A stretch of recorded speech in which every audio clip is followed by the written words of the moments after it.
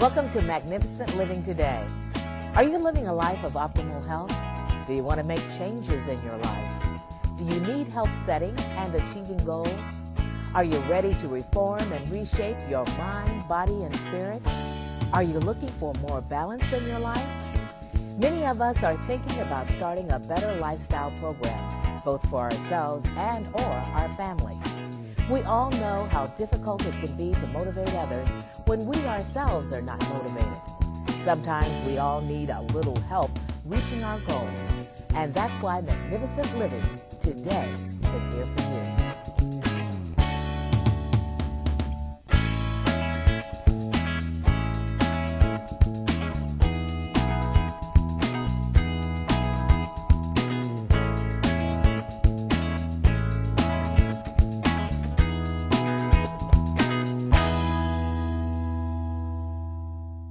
Welcome to Magnificent Living Today. I'm your host, Carl Powell, and happy February. What weather we're having, huh? Crazy weather. It's just been so warm this winter in Laurel. I can't believe it because the last 2 years we got slammed. I mean, we got ice and snow and cold, and it's going to be 66 degrees today, so I'm real happy. We have a really good show for you. Don't go anywhere. We're going to be right back. One isn't necessarily born with courage, but one is born with potential. Without courage, we cannot practice any other virtue with consistency. We can't be true, merciful, generous, or honest. Maya Angelou. Welcome back, and as it is February, it's the month of love. We're going to talk about self-love, loving your body, feeding your body well, and we have Jennifer Frazier here with us today. Welcome, Jennifer. Good to be here, Carl. And a new person, Gina Rigg. Welcome. Hi. Thank you. Gina, tell us a little bit about your company. Sure. My company is Simplistic Holistic, and I'm a health and nutrition coach. And what I do is I guide individuals to better health through food, focusing on traditional and real foods. When Gina came to see me, I said, Gina, how old are you? Because she looks so incredibly young. So, welcome. Thank you. We're happy to have you here. Jennifer, how you been? I've been good. Like you said, I've been, loving this warm weather that we're having. They're calling it January, Nice. So it's been nice having the spring-like weather. So I'm tired of winter. I'm ready to shed the clothes and move into spring. Well, it's just February, so it's time for Valentine's Day. Yes, it is. So we're going to be talking about love. And before we can even focus on loving another person, which we'll talk about later in February, we have to start with ourselves. So we're going to dig into self-love. Well, I'm going to talk a little bit about self-love today. I have a little formula that I've created. It's called 7 Ways to Magnificent Days. So I'm going to go through it with you, and feel free to comment, and we'll talk about it. So the first way to a magnificent day is to appreciate. And that's to take time to count your blessings daily. And there are a lot of ways to do that. You can do it with prayer. I at the end of my day, I sit down, and I just talk to God, and I say, thank you for all of the things that were wonderful today. Because we can itemize the terrible things. They're easy to do. The terrible things are easy to think about. They're easy to find. Some days, finding the best part of your day is hard. So how do you find the best part of your day? Well, actually, at the end of the day, try to go and recap and see what happened that I appreciated, what happened that I didn't appreciate. And like you said, you can find the bad things a lot faster than the good things. But it really just takes some digging deep. Yeah, and I just love to journal, so I go I knew back. You were going to say that. Yeah, journaling is my thing. You've heard me say it often, writing it down, because a lot of times we tend to forget. So really going through the day and saying, okay, I'm thankful this happened, or, I'm thankful that it was sunny and it's 66 degrees in February. Yeah. All of those things, just listing them out. And when I am able to write it down and look at my list, it's longer than I had originally imagined, and that just changes my energy. That lifts my spirits, because it's like, you know what, I'm pretty lucky. I'm pretty blessed. So writing it down, I love to do that, because I'm literally able to count my blessings that way. Exactly. 1, 2, 3, 4. Yes. Here are my blessings. The next way is to meditate. Now, I've talked to people many times, and people approach me on, oh, is meditation going to be religious or spiritual? And meditation can be very, very simple. All you need to do is just stop for a moment, pause, breathe, and reflect. And it doesn't matter what you reflect on. It can be reflecting on your religion. It can be reflecting on your spirituality. It can be reflecting on your day. I'm going to teach you both some breathing techniques. They're my favorite thing to do, and breathing can really change the way that you feel. And a lot of people don't understand that most people don't get enough. 80% of people, I believe, do shallow breathing, the shallow breathing things, and they don't really get those long, deep breaths in. So we're going to talk about oxygenating the body. The first breath we're going to do is cleansing breath. So I'm going to put my paper down. What you're going to do is you're going to bring your feet flat on the floor, place your hands on your knees just lightly. So cleansing breath, you start with a long lifted spine, you inhale. And then as you exhale, you're going to take 4 breaths forward. 1, 2, 3, 4. And then inhale in your nose, lift up. And then just come from your waistline, 1, 2, 3, 4. You can make noise. Inhale as you lift up. And then exhale, 1, 2, 3, 4. We're going to do that 2 more times. Inhale, lift up. And exhale, 1, 2, 3, 4. 1 more time. Inhale. And exhale. And let's just inhale up. That's called cleansing breath. What cleansing breath does is it brings you to a state of relaxation. Often during the day, we get cluttered with thoughts and stress and things that we have to do and places we have to be and people we have to call.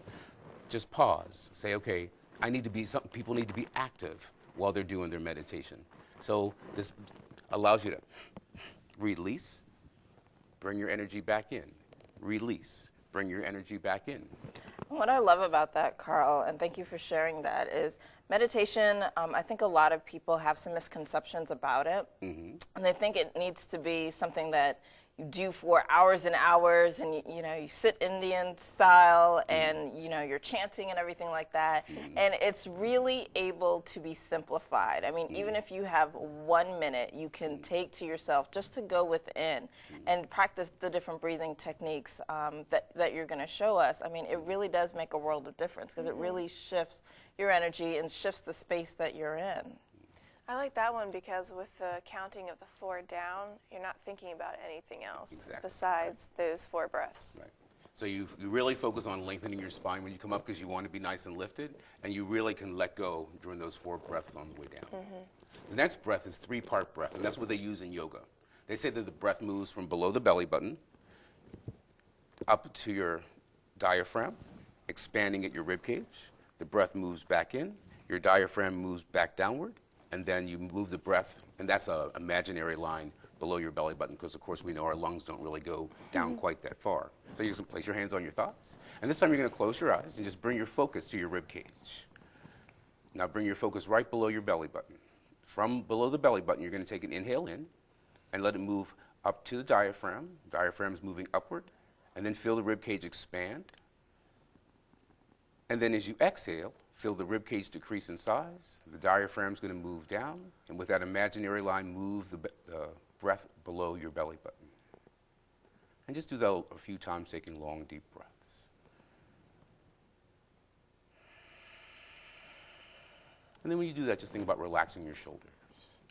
Long, deep breaths. Bring your mind to your spinal column. And just carefully stack your vertebrae one on top of the next so you have a long, lifted spine. And then just breathe. Relax your forehead. Allow your thoughts to relax. Relax your tongue inside of your mouth. Breathe. 2 more breaths. And then when you're ready, just soft eyes open. Another calming breath. Mm-hmm. So a nice way, okay, now I have a headache. What do? Do I take Advil, or do I take a leave, or do I breathe? You want to breathe. Yeah, breathe. And breath is free. That's the best part. Yeah. And fast. And fast, right. Yeah, and that's the thing is it's fast and it's effective. Mm-hmm. People think a lot of times with headaches, a lot of times that tension headache is just merely tension that you're holding and you're holding and you're holding and you're not breathing. So then you cut down your oxygen supply, so your body is on alarm because it's not getting enough oxygen, and then the headache intensifies. So it's just releasing and breathing. So that's 3-part breath. Mm-hmm. Alternate nasal breathing. I love this one. I read this somewhere and I was amazed. That in life, you breathe through one nostril for about 30 minutes, and then your body automatically stops and you start breathing through the other nostril for about 30 minutes. Really? Yeah.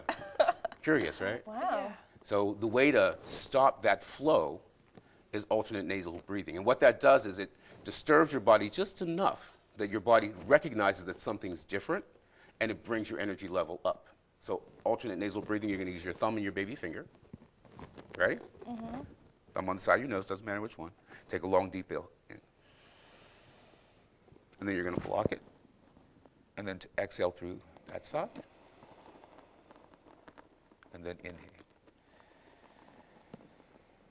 Pause, change sides, block it, and then exhale. And this can continue doing that a few times, taking long, deep breaths.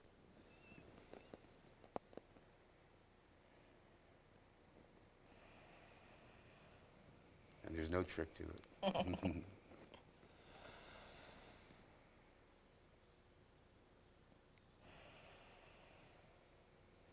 Wow. And you notice you feel clearer.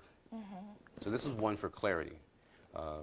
When you get to the middle of your day and you're trying to, I always say this is nice lunch breathing, because you've gone through the morning, you've done all the things that you had to do for the morning, you can sit down, calculate your afternoon, and then do alternate nasal breathing, and when you finish, you have your energy, it's calm energy, and you're ready to move forward into your day.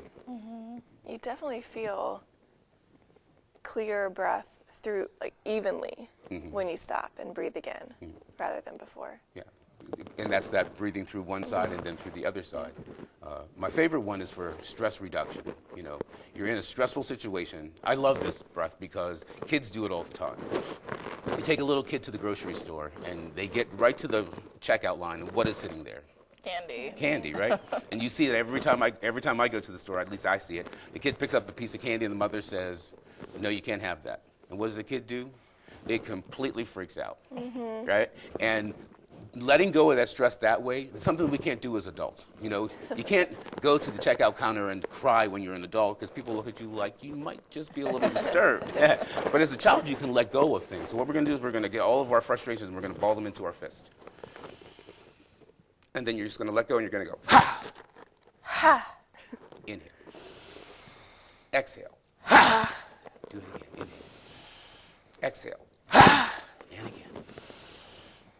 Now we're going to add a no to it. We're going to go, no! No. No! No. No. Again, come on, let it go. No. No. No. Two more. No. One more. No. Now you don't feel calm anymore, do you? You feel, Well, I don't feel as stressed. right. right, you feel exhilarated a little yeah. bit. And that's the great thing about being a little kid, like I said. When you're at that candy counter and your mother says, no, put that down, you can go, no, no, no, no, no, and get really mad. You release all that energy. Now, as a parent, you're sitting there gathering up all that energy like, you stop that right now. Yeah. So, you know, it's bringing stress to you. But kids innately know just to let it go. But as adults, we're taught, hold it in. Adults don't do. Adults just don't freak out. And I wouldn't suggest freaking out all the time. Right. But I have a great one where you go, get off my back. And you just continue to do that until you feel the stress leave your body. I tell people a lot of times in office situations, just go in your office, close the door, and just let things go. Because sometimes if you hold on to it and hold on to it and hold on to it, I encountered Jennifer, and Jennifer has nothing to do with the reason that I'm stressed out, and all she has to do is say boo, and I unravel. Right. So rather than unravel, let it go. I like that. It's effective. Yeah. I like the physical nature of it too, because that's where you can really, I mean, you can feel tension just in your fist. Yeah, exactly, or in your jawline. A lot of times when I'm teaching yoga, I just remind people to relax their jawline, because when you're learning, you tend to grip. When you're driving, you tend to grip. When you're reading, you tend to grip. And it's a really great thing to do is just to consciously relax your forehead, relax your jawline. And I do that through the meditations also. Any questions about breathing or meditation? No, I mean, I meditate on a regular basis myself, and it's been very helpful and effective to me, and I think it's something that everyone can incorporate into their day, even if they only have 1 minute. I always tell people that meditation is such a gift, and it's just so great to be able to slow down, pause, breathe, reflect, and it doesn't have to be anything major. You know, you don't have to get the music, you don't have to have the perfect situation. It can be your office, it can be your car, not when you're driving. Of course. But I mean, when you're sitting and you're waiting, just sit there, take a few breaths, realize that all of the stress and all of the tension that comes to you is it's noise. And it's just when you can release the white noise and just get to your center, you realize that most of the time, things aren't really that bad. The next thing is facilitate. And that's become active in your own healing process. And this is something, now I'm going to talk about Paula Deen real bad for a minute, because I was watching a television program and they were talking about Paula Deen getting caught eating a cheeseburger. I think I saw that program. Yeah. And I thought, okay, really? I mean, is it that important to my life that Paula Deen ate a cheeseburger? And it's because she's a diabetic. And what she did, because I further researched, is she went to a doctor, found out that she was a type 2 diabetic, I believe, and she immediately went on medication. And I feel like a lot of times with people, that's their automatic reaction to illness. My body is ill, I'm not feeling well, is there a pill that I can take? Yeah. But it's not always the pill that's going to be the solution. We don't want to change anything. You know, I don't want to change my eating habits, I don't want to change the way I live, I don't want to change anything about my life, I just want to be better. But the reason that you're ill is because you're carrying around some dis-ease in your body. Right. And finding the dis-ease sometimes happens with medication, but a lot of times, like with Paula Deen, I just would like to sit her down and say, could you walk first? Could you just say to your public, one, I'm going to take some of the fat out of the foods that I cook. Right. And just come real with it, because that's just what we need to do. We need to take some of the fat, some of the sugar out, and then the other thing would be to exercise. And if that didn't work, then I would say, then go to the doctor and find a medication that can work. I have clients that are diabetic who came to me taking a lot of medication, and now they're taking a little medication. So there are ways to facilitate in your own healing process. Oh, big time with food. I mean, I have people that come to me too on the same lines, and they're able to decrease their medications after looking at foods, because that's what we put in our body every day. So when we have a dis-ease, that's a big source. And by learning how to eat more balanced, it's not to say that you can't have the occasional treat every once in a while, but making sure that it's not a part of your, you know, that all of the sugars and all of the fats, it's not part of your daily diet is important. You can still indulge, you know, here and there, but just not all the time. Everything in moderation. So we're talking about this right now. The next one is participate. And people forget to participate in their own health care. And I say self-care is the best health care. Because before you go to the doctor, before you even think about going to the doctor, how can I fix it myself? And I'm perfect at that. I'm actually bad at that, because I'll try to fix it and not go to the doctor at all. But I'm learning. I'm getting better, because now I'm old. I got an email from the AARP this week. I thought, really? They must have had the wrong email address. I went to my doctor this year, and he asked me if I was going to get the flu shot. And I said, oh, no, I never get the flu shot. I haven't had the flu shot in years. And he looked at me, and he looked at my paper, and he said, you're over 50 years old. This is a new day. And it's true. I mean, we have to come to grips with, okay, my body's not going to be the same at 50 as it was at 25. But facilitating and getting involved in my health care, or actually talking to my doctor about what is best. When my doctor told me, you know, these are the things that you can do, I said, well, how can I participate in that? Nothing to say. Hydrate, that's the next one. Hydrate doesn't mean drinking anything but water. Coffee, people say, well, I drink a lot of coffee. Is that hydration? Gina, what do you think? Just the opposite. Yeah, exactly. Such a dehydrating It's a factor. dehydrating factor. Sodas. Not at all. Same thing. And it's because of the amount of sugar or whatever they put in it. It actually, by the time your body separates it, you actually come out with actually very little water. The next one is to create. And I always say, create your own destiny. This spring, actually last spring, I decided I was going to plant a garden. And that was one of the most rewarding things that I ever did, because it really got me on the path to eating healthier.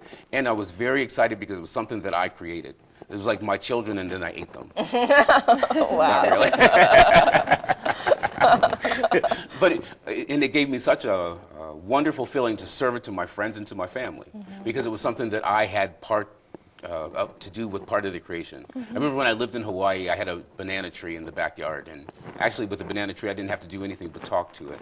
And I swore when I cut those bananas down, I was like, look, I grew these bananas, and everyone was like, no, those bananas grew themselves. But it's so nice to feel like you're part of the process. And the last one is just to celebrate, and that's to magnify each moment. Because we're so blessed to have these moments in life, and it's so easy to get sidetracked and miss the most important part, like we talked about, the most important part of the day. And I always say I start my day with the attitude of gratitude. The day might chip away at me. I might find that, I might get a little bit of irritation over here and some things I didn't really want to hear over there. And maybe I went to the bank and they didn't give me the information. They never do.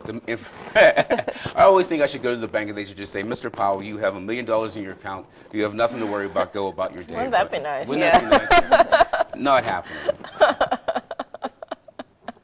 Yeah, I mean, absolutely, Carl. I mean, having, that attitude of gratitude, I think it says it all. Okay, we're going to take a little break here. When we come back, we're going to talk about foods that help improve your mood and help improve your body and your mind, body, and spirit together. Don't go anywhere. We're going to be right back. The thing that annoys you is teaching you patience.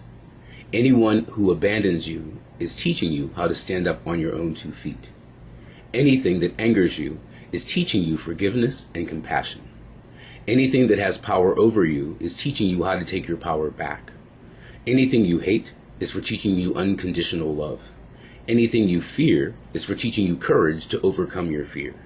Anything that you can't control is teaching you to let go and trust the universe. Welcome back. Now, I have a little bit of surprise, as it is February, the month of love. I'm going to steal this from Wendy Williams, and we're going to talk about your famous first kiss. I didn't tell you anything about that whatsoever. So, Gina, tell us about your first kiss. I have to remember what's. It's a while ago. Oh, come on. It couldn't have been that long ago. Youngin. What all do you want to know? Well, just you don't have to get real personal. But. Let's see. I was in a park with the boy I liked. And it was just a little kiss. Carl, we're going to get you. Yeah. Is it my turn? Yeah, that's my answer. That's all I'm saying. Gosh, I was a teenager. I remember we were at a birthday party, and it happened. You guys don't have any good stories at all. No, we don't. Okay. What was your story? I was in kindergarten. Wow. Whoa. And I didn't understand anything about love or what that was or attraction or anything. And my kindergarten teacher was just so pretty. I didn't know how to express. I thought she was so pretty. Every day I got dressed up to go to school. My mother would ask me, why are you getting dressed up? And I'd be like, I'm getting dressed up. And I'd go and I'd sit right in the front and I would just stare at her and stare at her and stare at her. And I didn't know that you weren't supposed to kiss your teacher. And so every day I would watch her and I'd watch her. And one day she came to correct my paper and I just... Wow. I got sent home. Oh my goodness. Yeah, but it was there. That was my very first kiss, and That's it was sweet. something I always remember because should I do it? Should I do it? Should I do it? And finally, I did it. Very sweet. That's a good story. Yeah. Gina's here, and we're going to talk about food. So give us the 7 suggestions you have for better eating. Well, Carl, my 7 suggestions start from helping people get to a point where the foods that they're putting in their shopping cart or deciding to eat are the most unprocessed foods possible. Everyone's heard the same sayings of, shop the perimeter, but I have some catchy suggestions of some sayings to keep in mind when you're looking for food and deciding what should I be eating, because that's really the confusion that I get on a day-to-day basis when I'm working with my clients is, well, what about this, what about this, what about this, and we hear so many different things. We have different media coming at us with different suggestions. So what I like to give people are sayings that they can keep in their mind, and it's not just my voice, so that when they're out on their own and I'm not with them, then they can make the right choice. the first one, and actually these all also gear towards traditional foods, because that's what I believe is the real food, is traditional food, and that would be old food, and that would be related to the first suggestion is to not to eat anything that your great-grandmother wouldn't recognize as food. So when you think about that, there's a lot of things that are out there nowadays that would abolish and eliminate completely, like yogurt tubes. Our great-grandmothers would look at that and say, what is this? This is not a real food. How did this come about? Number 2, avoid food products that make health claims. That's a tough one, because when we think about nutritious foods, we think nutrient, and that's what food companies can put on labels, is high in this and good for this and good for that. And there are a lot of tricks there you have to watch out for. I was cooking the other day, I had black pepper, and my mother said, oh, that's high in antioxidants. And she got it from a television commercial. She saw it on a television commercial, and she decided, I thought, how much pepper can I put in this food to make it a real food, to make it healthy food? And I would be eating pepper.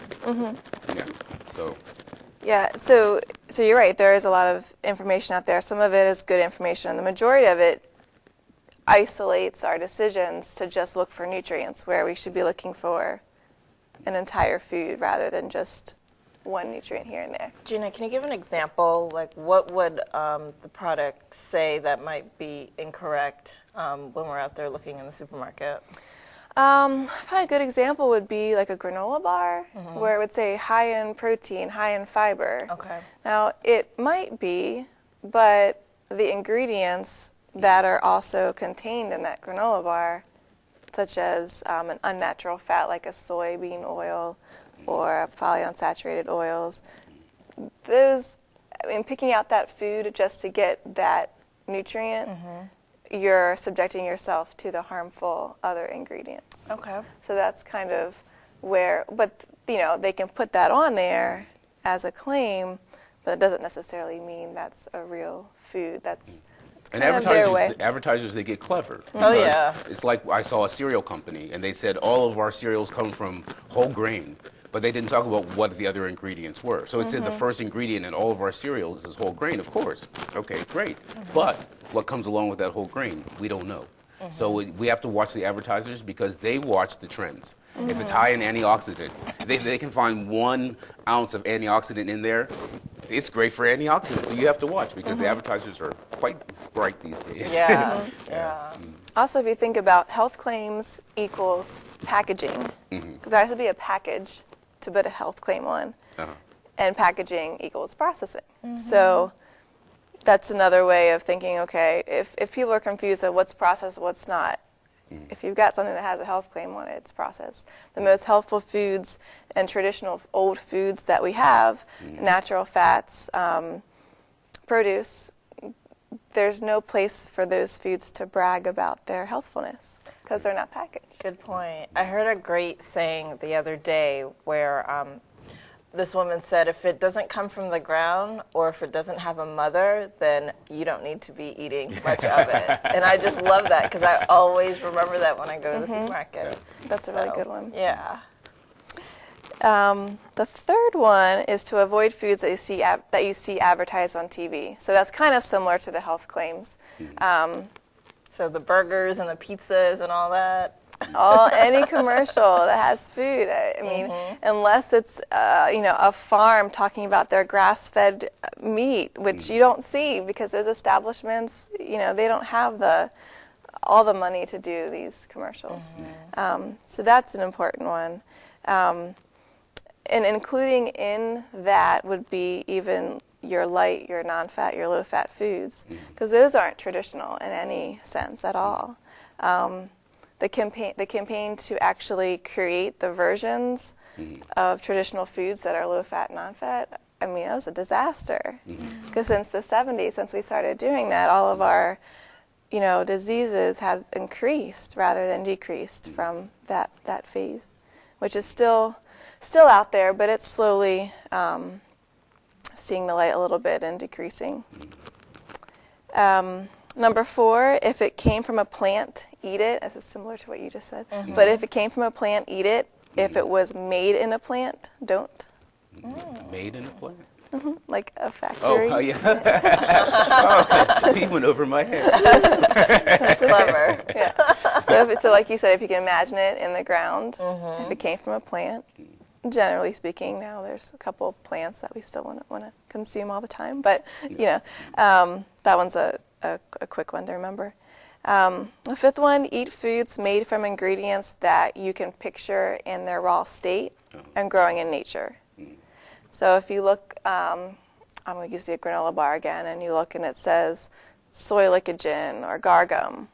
What is that? Yeah. I mean, they are stabilizers and preservatives, but can you picture that in their raw state? No. Or growing in the ground? So that's an ingredient of a product that wouldn't be a wise choice. Okay. Number 6, don't get your fuel from the same place your car does. So there's no real foods in a gas station, well, besides your water to hydrate. Right.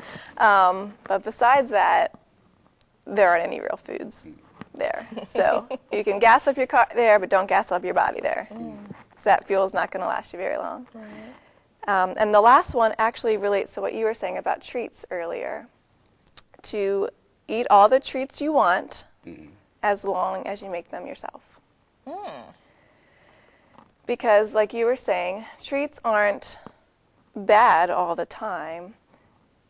A lot goes into the quality of the treat too. So if you're making it yourself and you're making it in traditional manners with using, you know, say for example, soaked flours and natural fats, that's a whole lot different than the packaged counterpart.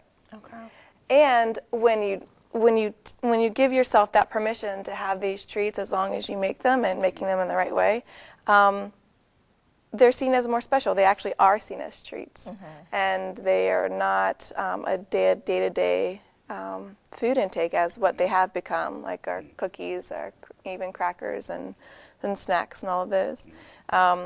An example of that would be fries, because before French fries were made from McDonald's, French fries would not be a daily food to consume. We'd have to clean the potatoes, scrub the potatoes, cut the potatoes, cook the potatoes. That wouldn't be a daily occurrence. But the food manufacturers have made treats so easy to consume on a day-to-day basis that's where we're losing sight of, you know, are they good, are they bad? Because you don't even think about it. Right. You know, you just eat it. Right. Because it's there. It's Right. readily accessible. Right.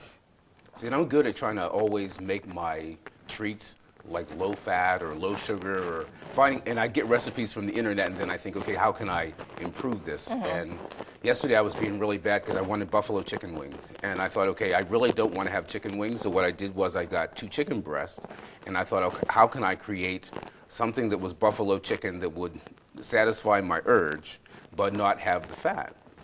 And so I'd gone on the internet and I found a recipe for buffalo chicken dip. So I thought, okay, now I'm going to make this as healthy as possible. So I went, and one of the major ingredients was cream cheese. And I went and I said, okay, well, I can get non-fat cream cheese. That would make it less fat. But then I went online and I read what happens to the cream cheese in order for it to be non-fat.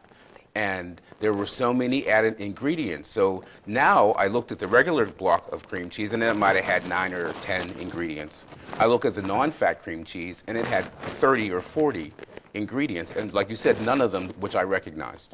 Most of them I couldn't even pronounce if I wanted to. So then I thought, okay, well, I'll just stick with the cream cheese. I'm not going to do the 1,000 ingredients. So then I said, okay, well, I'll cut down on the salad dressing. When I cut down, because they had blue cheese dressing in it, I'll get non-fat blue cheese salad dressing.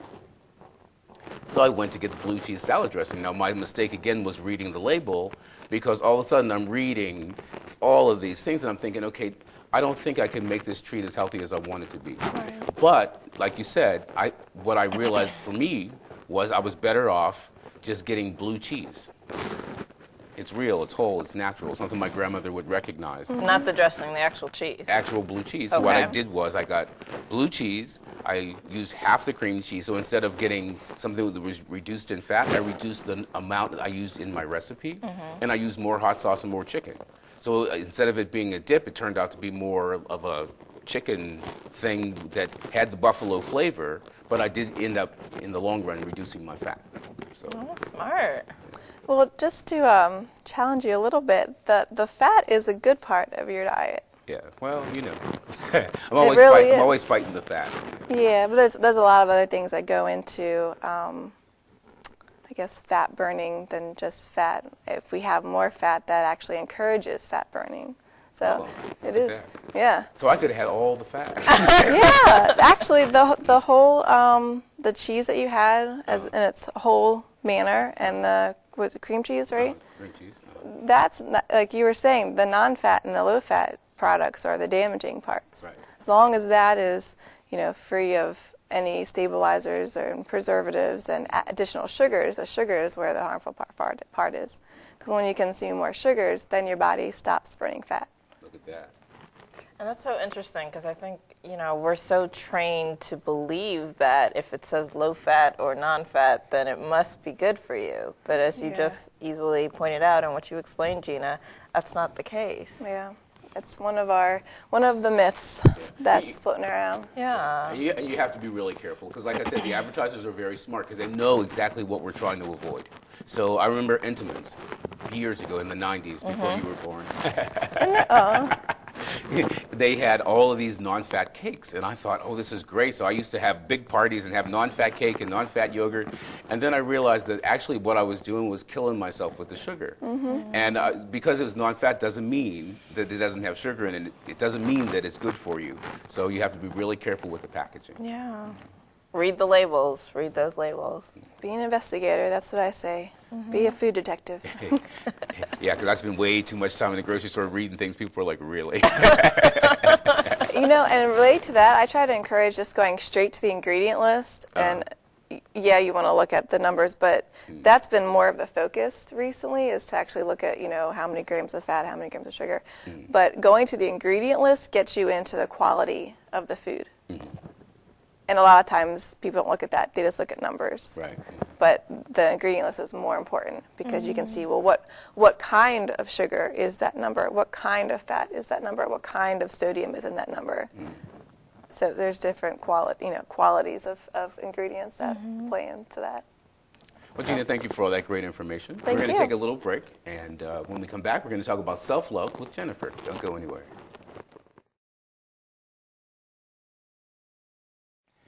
Welcome back. We're here with Jennifer, and we're going to talk about self-love. But before we talk about self-love, I'm going to ask you both a question. Uh-oh. Again. Okay. Now, me personally, what I do when I wake up every morning, and I do this, I get out of the shower, I look at my body, and I say, I accept myself today as is. And my hang-up is fat. When I was a little kid, I was fat. And every day of my life, I catch myself calling myself fat, which is not good for me. It's not good for my clients. It's not good for other people to hear, and I've caught myself in the worst situations. I went to a concert, and I'm with a bunch of my friends who are all fitness instructors, and I'm talking about being fat. And I turn around, and I look at the table right next to me, and there are 4 large ladies, and they're looking at me with eyes like, really? And I backtracked, and I was like, no, you don't understand. We're all fitness instructors. And I felt so terrible because it's so easy to be insulting to people. I think with my family a lot of times, I'm so worried about me being fat that I make them feel fat. And so what I've learned to do is I have to start my day off with, I accept my body as is, and I love it this way, and I am not going to call myself fat today. And I purposely, like the word hate, this year, I'm trying to remove the word hate from my vocabulary because I catch myself saying, oh, I hate that, but I don't hate it. I don't like it. It may not please me, but I don't really hate anything. And so I find that changing the words, sometimes changing the verb, because the verb is the action, helps me a lot. So how do you find your self-love? You know, I guess in the beginning of the day, I just try and tell myself it's a new day. And try to erase what I didn't like about the previous day or the week. I don't have a set ritual per se of, looking in the mirror, but trying to be calm in the mornings when getting ready for work or getting ready for my day and just saying, okay, it's a new day. It's a new chance. You get to start all over again. Mm-hmm. Yeah, I talk to my clients a lot of times, and I read this in a magazine article probably 10 years ago, and it was a really interesting study. And they found that most people who are overweight, who don't like their bodies, don't touch the parts of their bodies that they don't like or that they're not happy with. But your body knows somehow, intuitively, that you're not loving it completely. So one of the things I tell my clients is touch your body all over and love it. Love your body, because everything that you hate, if you say, I hate my stomach, it grows because it's mad at you. You hate me, okay, I'm going to grow. I hate my hips, okay, now your hips are going to be even bigger, and they're going to seem even bigger to you because you've emphasized on that. So I always say with my clients, touch all of your body. So that's another suggestion I give to people, because you got to love all of you. Yep, you do. What I tend to do is I have my days where I look in the mirror and I'm not, happy with everything that I see. And so, if that day, I wake up and I'm not happy with my thighs, I look at another body part that I am happy with. So it's like, oh, okay, well, I really like my arms, or, I love my eyes, or I love my mouth, or I find another body part to focus on that I really like, and I find that makes me feel better about myself and about my body. That lifts my spirits, instead of like the one or two things that I'm not happy with that I'm working on changing. So shifting my focus is what's important for me and really helpful for me. We are what we are, our thoughts. Yes, we are. All right, Jennifer, so we're going to talk to you about self-love. Yes, and that's actually a good segue into self-love. Because just as we're growing up, and I'll talk for myself, I didn't have the highest self-esteem. Learning to love, what I looked like and who I was. I had to grow into that person. I had to grow into that woman. And so, I come across a lot of teenagers who struggle with, having that high self-confidence and high self-esteem, and that translates into adulthood oftentimes, because the same attitudes and beliefs that you had growing up, you didn't, automatically change it now that you've become an adult. And so that's manifested in a lot of different ways. With a lot of the clients I work with, yes, they're trying to find love and they want, the love of their life in a romantic relationship, but oftentimes, when we start digging back, into who they are and, their belief system, you find that they don't find themselves, worthy of love. They don't find that they love themselves. And so that's really where it starts. It starts with self-love and being able to, like we said, look in the mirror and love who you are. You may not be where you want to be. You may not look the way you want to look, but accepting yourself today, I love all of me. We are so unique. There's no one on this earth like us. There's no one like me, and that means that I'm here for a very special reason, and that's true for every person, that I encounter and every person that's here. And so it's understanding more what your purpose is and understanding just the gifts and the talents that you have, because it's not by accident you're here, or at least I don't believe it. There's no coincidence. And so really understanding that and helping that to grow and facilitate more and more can help increase your confidence. So I just have, 3 little steps that will help people boost their confidence and really start to shift the trajectory of their life so that they can, just feel better about themselves.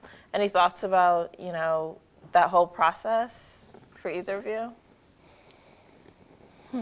Self-love for me is easy because I learned a long time ago, no one's going to love you as much as you can love yourself. And when I learned that, and I learned that at a very young age, and it was because I was going on the stage. And there would be 200, 300, 400, 500 people in my audience. And I would evaluate myself on how those people saw me that day. Did they clap? Did they smile? Were they happy? And I would end each day miserable, thinking that I wasn't enough. And I had to go in and reel it all back in and say, okay, was I okay with what I did today? Was I okay with what I presented today? And just making sure that I was okay with it. But I think it's really important to evaluate what is most important to you, you know, because people will applaud all the time. So the applause doesn't mean that you're perfect. The applause doesn't mean that you're great. The applause means that the people saw you as great, and they can see you as great even when you think you're terrible. So I think that the most important thing for me about learning how to love and accept me as is realizing that each day is going to be different, and this is the best that I had to offer today. And if I can honestly say that I walked through the day and I offered the best I could offer to Jennifer, if I offer the best that I can offer to Gina, I offered the best I can to the world, then I feel like I was pretty successful in my day. Right. That's a really important point that you made there, Carl, and that's one of the first tips that I have about helping to improve your self-esteem and your confidence is shifting your focus. Don't compare yourself to other people, because I find that when you put that much pressure on yourself, you're always going to come up short, because you're always going to find something that isn't as good that you think that you don't have that other person that other person has. So, you know, really understand that you are where you are and that person is where they are, and there's no competition there. You know, we're all on our own path. We're going to get to where we're going when we need to get there. So I feel it's just so important not to sit there and pull out this yardstick and try to, you know, tit for tat, measure and compare yourself to another person. It's just not healthy, it's not productive, and it's not going to help you feel better about yourself. And one of the things you have to watch out for, especially in the business that I'm in, is people compare you to other people. People do that. They will lay that on you.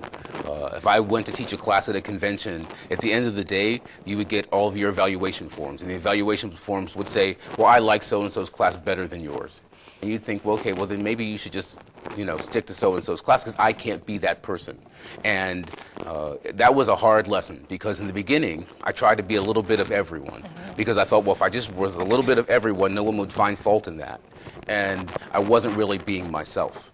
And I think that whole evaluation process, one day I stopped and I thought, okay, at that point I was teaching fitness instructors, and I was on stage teaching them a dance class or a yoga class or a Pilates class, and then at the end I would get the evaluations and they would tell me, well, they didn't like this and they didn't like that. And I had to stop and think, wait a minute, pause. I'm the person who is the educator here. So if they tell me they don't like something in my repertoire, I just have to say, well, that wasn't for them. But I can honestly say that I know from my knowledge base that that was the best that I had to offer. And it came from my knowledge base. It may not work for you. You know, I might do 3 hops and 2 jumps, and that might be great for some people, and some people might find that just excessive. But that doesn't make me a bad person. It doesn't make me less than. And it's really easy to say, okay, well, look at that person over there. They seem like they have everything. And one of the biggest lessons I learned in life is I worked for the gas and electric company when I was very young. I had a desk job, which I wasn't very good at. And there was a guy who worked the cubicle over from me. And I could see right into his cubicle, and he just seemed to have everything. He was good looking, he was in good shape, he went jogging every day, he'd come back from jogging and have his little jogging outfit on, and I just would be so envious of, look at his legs, look at his arms, look at his chest. I just was envious. Look at his clothes when he got back dressed, the way he answered the phone, the way he walked, the way that everyone talked to him. And one day I came to work and his cubicle was empty, and they told me that he had passed. And he was 27 years old. And I thought, I spent all of that time envying this person who was going to have a really short life. And it was nothing to envy in that admire, but don't envy.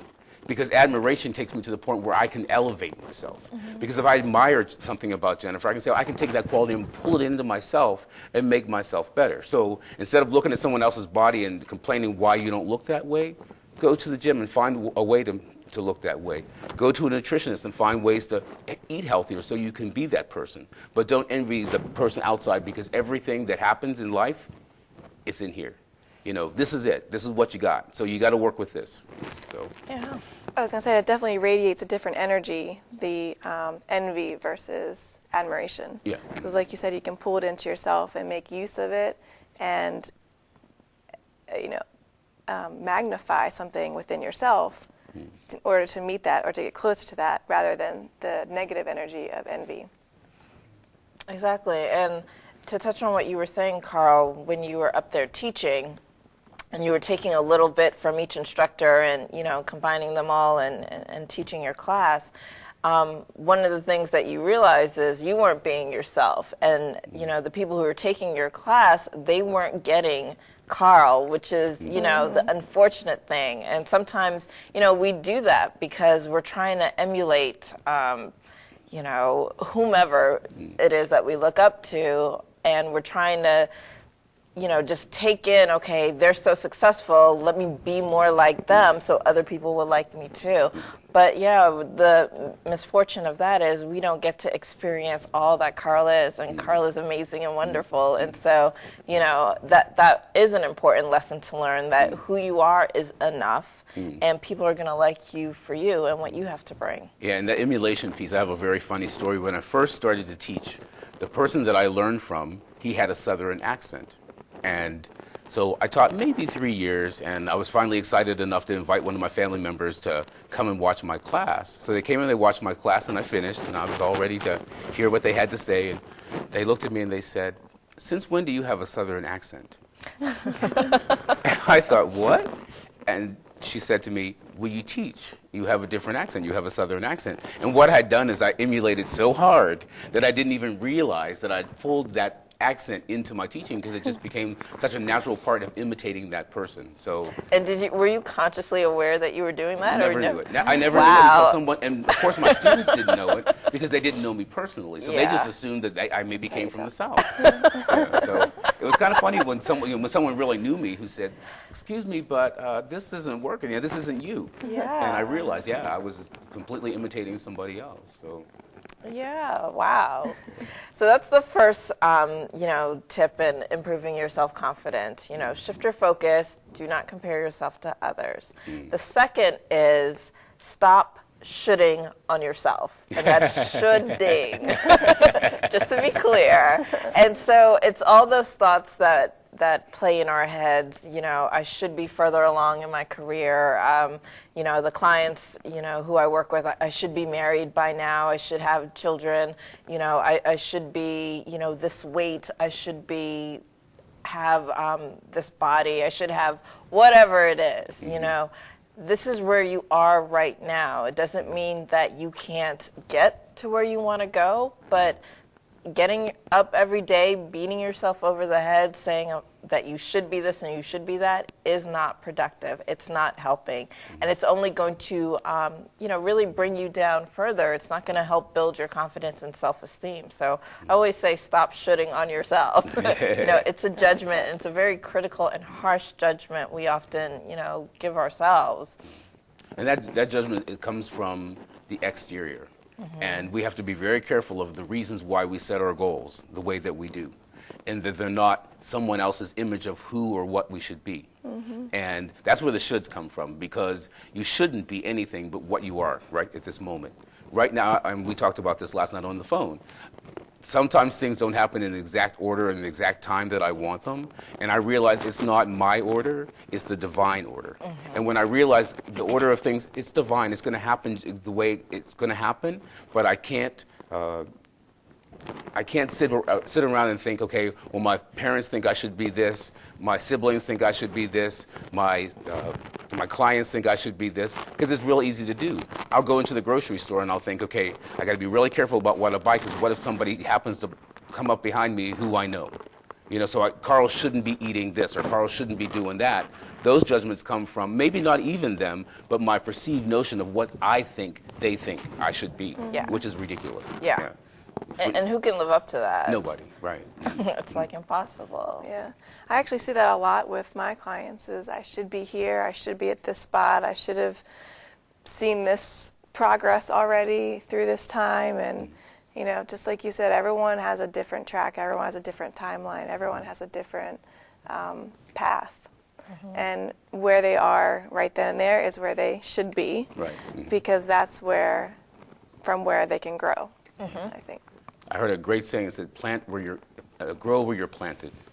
Yeah, and it's so important because we forget, you know, that this is what we're planted here for a reason. And this is the reason why we're planted here is the soil is perfect for us. And it may not be perfect in our minds, it may not be perfect in our supposed self, but it's perfect right now. And when you realize that it's perfectly right for me to grow right here, and be happy with that, be good with that.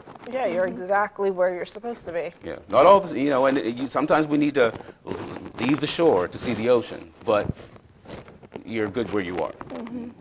And speaking of leaving the shore to see the ocean, my third point in, you know, building up your self-esteem and self-confidence and loving yourself is, you know, feel the fear and do it anyway. Right. So it's learning how to step outside of your comfort zone and doing something different. Get outside of that box.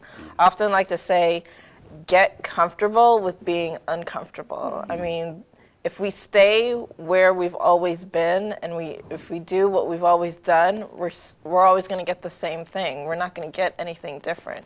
And so in order to change your life, in order to you know, accomplish a goal, you're going to have to shake it up a bit. You're going to have to do some different things. And so you might be terrified of that. You may not want to do it, but you still got to feel the fear and just jump. You know, leave the shore, venture out, see what else is out there, because that's how you're going to really start to change your life.